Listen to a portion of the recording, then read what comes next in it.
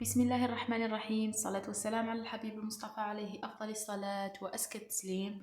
السلام عليكم البنات، السلام عليكم غاليات، مرحبا بكم في فيديو جديد إن شاء الله تلقاكم كامل بخير. اليوم جيت نشارك معاكم وصفة تقليدية من قلب الدار اللي ديما تربطنا بلمة العيلة ودفء الزمن الجميل. كيما يقولوا ناس زمان: زين الراجل الكلمة، وزين المرأة الحشمة، وزين العائلة اللمة، زين الماكلة محضر، وزين اللبسة مستر. اليوم ان شاء الله نعيشوا هاد المعاني مع بعض في طبق الشخشوخة اللي ماشي غير ماكلة بالحكاية، لمة ومحبة بين أفراد العائلة. خليكم نشوفوا الطريقة خطوة بخطوة. نجوزوا للمقادير. عندي ملعقة كبيرة تاع فلفل عكري، نصف ملعقة راس الحانوت. هنا كانوا عندي الجناحتين تاع الدجاج. ربيت 3 حبات تاع الطماطم، 2 حبات كبار تاع البصل. من جهة كنت حطيت النجرة تاعي فوق النار، ضفت عليها شوية تاع الزيت، درت هذاك الدجاج، فرغت عليه البصل، طوماطيش كيما راكم تشوفوا.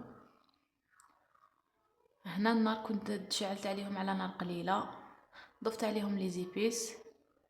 كيما على بالكم الشخشوخه ما تحبش لي زيبيس بزاف، ضفت عليهم شويه تاع الملح، وضفت عليهم ربطه تاع القزبر، وخليتهم يتقلاو مليح على نار هاديه. هنا جبت مغرف كبيره تاع طوماطيش مصبره، درتها معاهم وخليتها تتقلى، خلطهم كامل مع بعض. هنا غطيتهم وخليتهم يتقلاو. رحت نسخن الماء تاعي. هنا الماء بعد ما سخن لي جيت نمرق الشخشوخه تاعي. هنا جيت نمرق في لاصوص هادي. من جهه كنت قطعت المسمن تاعي كيما راكم تشوفوا، كنت قطعته الى شرائح كانوا كبار شويه ماشي صغار، هنا باش كي يكونوا ياكلوا ما ينغبنوش في الماكله. هنا لاصوص تاعي راهي واجده كيما راكم تشوفوا، جات بنينه، جات بزاف هايله.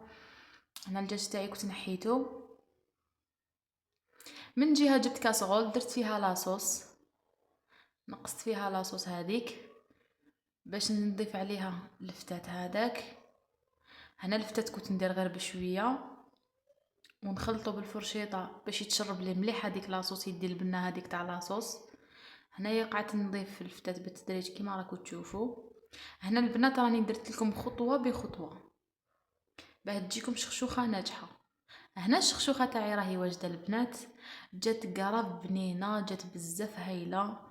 نتمنى تكون عجبتكم الوصفه تاع اليوم. ما تنساوش ديروا لي جام وابوني وتفعلوا الجرس باش يلحقكم جديد.